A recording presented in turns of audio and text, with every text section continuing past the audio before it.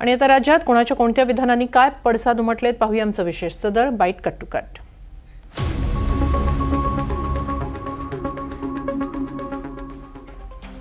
गरिबांचा घर लुटणारे माणिकराव कोकाटे श्रीमंतांच्या हॉस्पिटलमध्ये कसे असा सवाल अंजली दमान यांनी उपस्थित केलाय। प्रमाणे यांचं जे आमदारकी आहे ती तात्काळ रद्द करण्याची कारवाई ही व्हायला हवी होती, ती झाली नाही। त्यानंतर सेशन्स कोर्टमध्ये ते अपीलमध्ये गेले। खरं तर कसं आहे की सेक्शन 8(4) हा जो पूर्वी होता की ज्याच्यात अपीलमध्ये गेलं तर त्यांची आमदारकी वाचायची, आता हा कायदा रद्द करण्यात आलाय सुप्रीम कोर्टाकडनं आणि त्यामुळे खरं अपेक्षित होतं की त्यांच्यावर आताच्या घटनेला म्हणजे ताबडतोब विधिमंडळाने कारवाई करून त्यांची आमदारकी रद्द करणं हे गरजेचं आहे आणि ते विधिमंडळ करेल अशी अपेक्षा आहे। अजून निकालाची प्रत बाहेर आली नसून कोकाटेंना झालेल्या शिक्षेची कायदेशीर प्रक्रिया पूर्ण होत नाही अशी प्रतिक्रिया रुपाली ठोंबरे पाटील यांनी दिली आहे। निकाल दिल्यानंतर निकालाची प्रत येणं, त्याच्यावर ज्या या आदेशाच्या विरोधामध्ये हायकोर्टामध्ये जाणं, आता माझ्या माहितीनुसार तर 2 वर्षाच्या आतली शिक्षा असल्यामुळे त्याच मेहरबान कोर्टाने त्यांना वर अपील करण्यासाठीची मुभा दिली असणार आहे, तशी त्यांनी ती प्रोसेस केलेली असणार आहे। आता माणिकराव कोकाटे हे आजारी दवाखान्यात ऍडमिट आहेत का अजून काय आहे या सगळ्या गोष्टी सूत्रांकडून सांगितल्या जात आहेत, परंतु खालच्या कोर्टाने त्यांना निर्णय दिला होता नाशिक कोर्टाने, आता जिल्हा कोर्टाने त्यांना तोच निकाल कायम ठेवण्यात आलेला आहे। कोकाटे यांना शिक्षा सुनावून 24 तास उलटले तरी त्यांना अटक झालेली नाही। मुख्यमंत्री झोपा काढतायत का असा सवाल काँग्रेस प्रदेशाध्यक्ष हर्षवर्धन सपकाळ यांनी केलाय। आता कुठेतरी दवाखान्यामध्ये रुग्णालयामध्ये लीलावती रुग्णालयामध्ये माणिकरावजी कोकाटे साहेब जे आहेत हे भरती व्हायला निघालेले आहेत, त्या ठिकाणी ते ॲडमिट झालेत अशी देखील माहिती आहे। त्यामुळे त्यांना विश्रांतीची गरज असेल तर ती विश्रांती त्यांना देवेंद्र फडणवीस देणार आहेत का? त्यांच्या अभिराग चांगल्यासाठी आम्ही कामना करतो, त्यांना शुभेच्छाही देतो। मात्र आता देवेंद्र फडणवीस या संदर्भात ही बघ्याची भूमिका घेत आहेत, किंबहुना ते गजनी झालेले आहेत हे या निमित्ताने सिद्ध होत आहे। जशी सुनील केदार राहुल गांधींवर वेळ न दवडता कारवाई झाली तशीच कारवाई कोकाटेंवरही करायला हवी अशी मागणी आमदार रोहित पवारांनी केली। गल्लीतली चर्चा सुद्धा मोठ्या प्रमाणात झालेली आपण सगळ्यांनी तिथं बघितली। आता इथं तर कोर्टाने निर्णय दिलेला आहे, तिथे एका सामान्य कार्यकर्त्याला फक्त कुठेतरी एक राजकीय स्टेटमेंट दिलं म्हणून तुम्ही हक्कभंग तिथं आणला। इथं कोर्टाने निर्णय एका नेत्याच्या विरोधात दिलेला आहे आणि त्या नेत्याने सामान्य लोकांचा पैसा हा खाल्लेला आहे। त्यामुळे अध्यक्ष साहेब या बाबतीत काय करतात बघावं लागेल, पण आम्हा सगळ्यांना असं वाटतंय आजच्या आज त्यांचा राजीनामा हा घेतला गेला पाहिजे। दोषी असणाऱ्याला संवैधानिक पदावर राहण्याचा अधिकार नसतो अंबादास दानवे यांनी माणिकराव कोकाटेंवरही टीका केली आहे। बिलकुल झाली पाहिजे। जर राज्याचा मंत्रीच फरार असला तर त्या या राज्याच्या प्रतिमेला शोभा देणारं नसेल, त्यामुळं मंत्र्याला ताबडतोब अटक झाली पाहिजे। या मंत्र्यांचं मंत्रिपद आणि आमदारकीचं जी जबाबदारी आहे ती काढून घेतली पाहिजे। मला असं वाटतं हे जर केलं नाही, कारण याच्या आधी अशा घटना केदारांच्या प्रकरणात हेच सरकार होतं, यांनी कशा पद्धतीनं ताबडतोब सदस्यत्व रद्द केलं होतं, राहुल गांधीचं सदस्यत्व कशा पद्धतीने लोकसभेच्या संसदीय कार्यालयाने एका दिवसात सदस्यत्व रद्द केलं होतं, पण तोच नियम माणिकराव कोकाटेंना लावला पाहिजे। आज किंवा उद्या अजित पवारांची भेट घेणार आहेत। भेटीदरम्यान माणिकराव कोकाटेंबद्दल चर्चा होऊ शकते अशी माहिती सुनील तटकरे यांनी दिली आहे। एक असं आहे की या संदर्भातला मी आत्ताच या ठिकाणी आले असल्यामुळे संसदेतून आले, मला माहिती नाही। आज संध्याकाळी अजितदादांची माझी ज्यावेळेला भेट होईल रात्री किंवा उद्या होईल त्यावेळेला त्या विषयावरती चर्चा होऊ शकते। शेवटी आपल्या देशामध्ये कायदा आहे, संसदीय लोकशाही प्रणाली व्यवस्था आहे, अशा वेळेला नेमकं काय करायचं याचं धोरण यापूर्वीच्या कालावधीमध्ये ठरलं गेलेलं आहे। पक्षांतर्गत जो विषय असेल तो आज किंवा उद्या सकाळी त्या ठिकाणी चर्चा करून अंतिम केला जाईल। माझ्या माहितीप्रमाणे दादांची आणि मुख्यमंत्र्यांची सुद्धा भेट झाली, पण त्या भेटीमध्ये काय चर्चा झाली त्याचा तपशील माझ्याकडे या ठिकाणी नाही। शेतकऱ्यांविषयी मुक्ताफळ उधळली त्याचं हे फळ आहे. कोकाटेंनी जनाची नाही तर मनाची लाज ठेवून राजीनामा द्यावा अशी टीका राजू शेट्टींनी केली. काय करायला पाहिजे? त्यांना काही झालेलं नाही आहे. वॉरंट निघालेला आहे अटक टाळण्यासाठी म्हणून ते हॉस्पिटलमध्ये ॲडमिट झालेले आहेत आणि ते लवकर डिस्चार्जही घेणार नाहीत. आम्हाला चांगलं माहिती आहे. मुळामध्ये त्यांना पहिल्यांदा मंत्रिमंडळातून काढून टाकलं पाहिजे आणि विधानसभा अध्यक्ष राहुल नार्वेकर यांनी त्यांचं सदस्यत्व रद्द केलं पाहिजे. विरोधी पक्षातल्या लोकांना जो न्याय आहे तोच न्याय माणिकराव कोकाटेंना लावला. माणिकराव कोकाटे यांना पोलिसांनीच पळवलं असून मुख्यमंत्र्यांच्या सांगण्यावरून त्यांना लपवलं. प्रकाश आंबेडकर यांनी हा आरोप केला.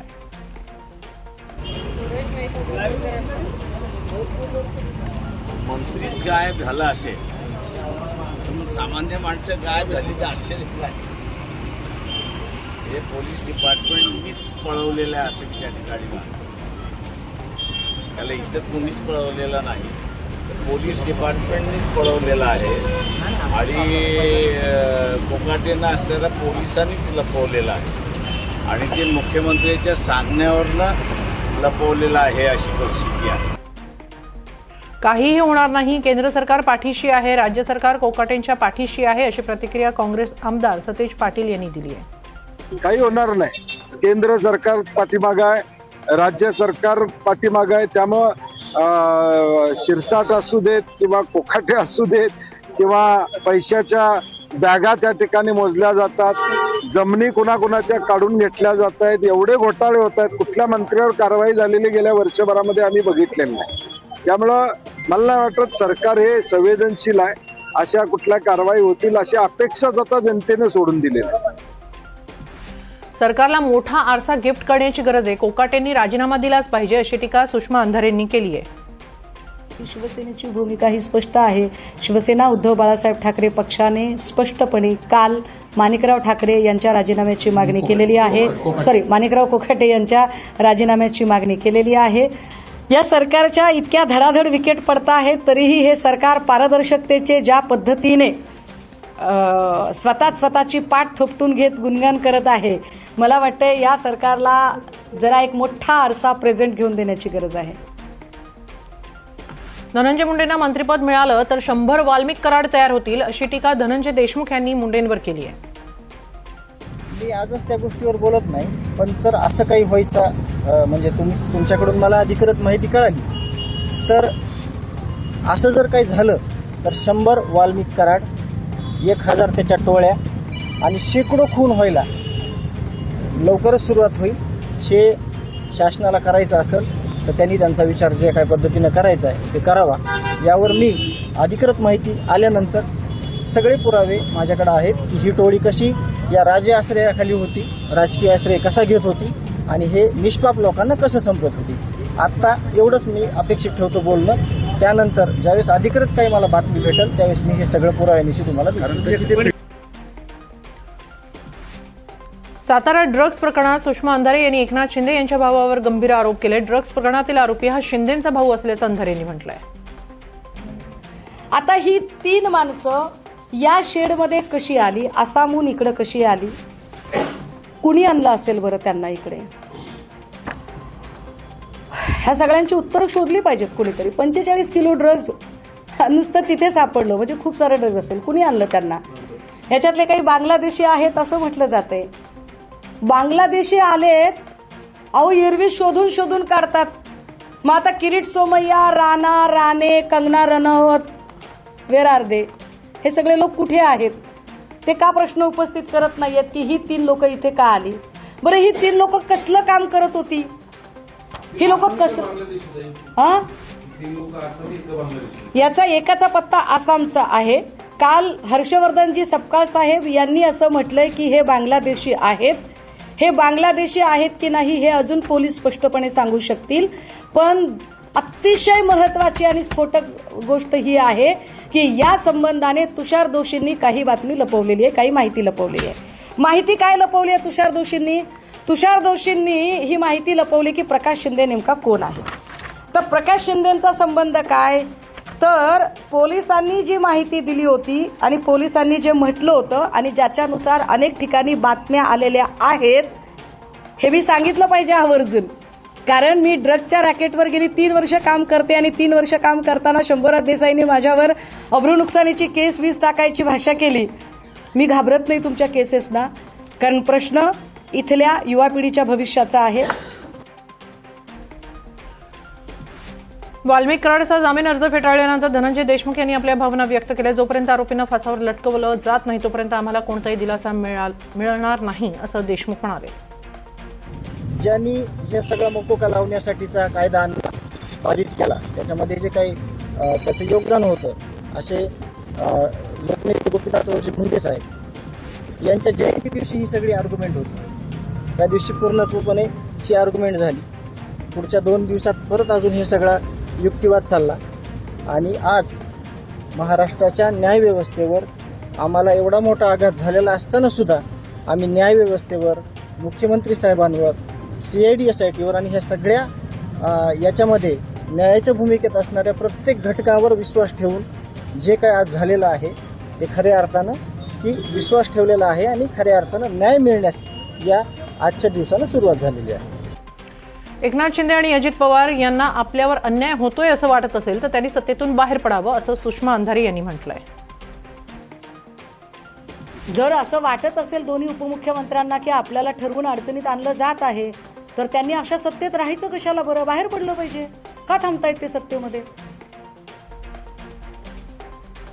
मलिकांच्या नावाला विरोध हे ढोंग असून भाजपनं राष्ट्रभक्तीचा ढोंग करू नये अशी टीका संजय राऊतांनी केली आहे. हे ढोंग आहे. जसा त्यांचा पक्ष डुप्लिकेट आहे मेंढ्यांचा, तसं हा विचार सुद्धा डुप्लिकेट आहे. नवाब मलिक यांच्याबरोबर जेवणावळी होत आहे, त्यांच्या बैठका होत आहेत अंतर्गत, सर्व काही चाललं.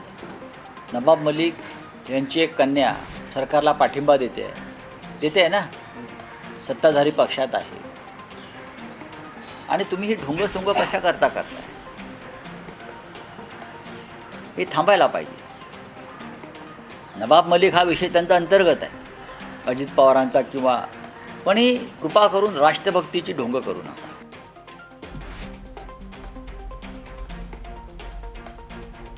नवाब मलिक असतील तिथं भाजप नाही, ही भाजपची भूमिका स्पष्ट आहे असं स्पष्टीकरण नवनाथ बन यांनी दिलंय. खरं तर नवाब मलिक यांच्याबद्दल आमची अतिशय स्पष्ट भूमिका आहे. जोपर्यंत नवाब मलिक मुंबईमध्ये राष्ट्रवादी काँग्रेसचं नेतृत्व करतायत तोपर्यंत आम्ही नवाब मलिकांसोबत जाणार नाही, हे आम्ही याआधी देखील स्पष्ट केलंय. त्यामुळं मुंबईमध्ये कुठेही राष्ट्रवादी काँग्रेस यांच्यासोबत युती करण्याचा, आघाडी करण्याचा प्रश्नच नाही.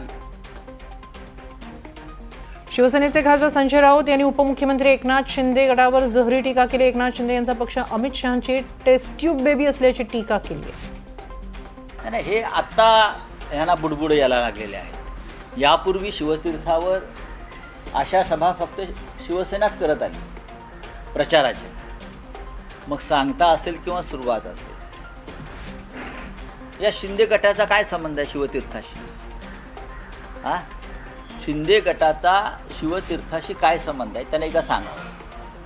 अमित शहानी पक्ष तुमचा ताब्यात दिला म्हणजे तुमचा शिवतीर्थाशी संबंध नाही. तुम्ही अमित शहाची टेस्ट्यूब बेबी आहात, बरं का? तुम्ही अमित शहाची टेस्ट्यूब बेबी आहात, तुमचा नॅचरल जन्म नाही आहे. त्याच्यामुळे शिवतीर्थावरती आम्ही सभा घेणार वगैरे असे गर्जना करू नका.